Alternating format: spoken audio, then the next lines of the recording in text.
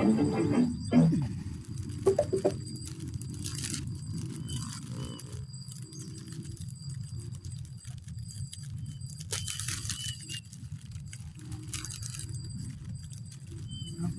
เม็ด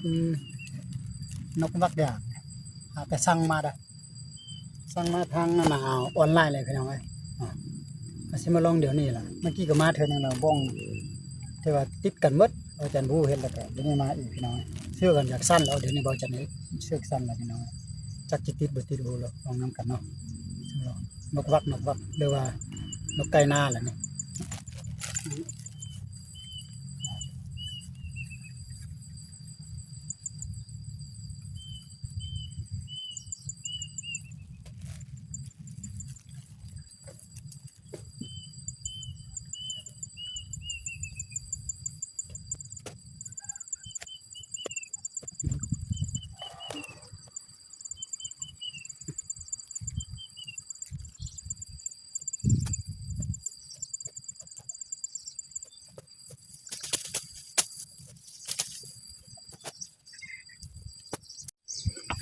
เรียบร้อยแล้วบัดนี้นะ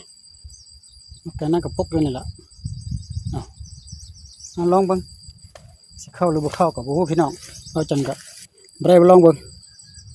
ขออนุญาตเปิดเครื่องเสียงก่อน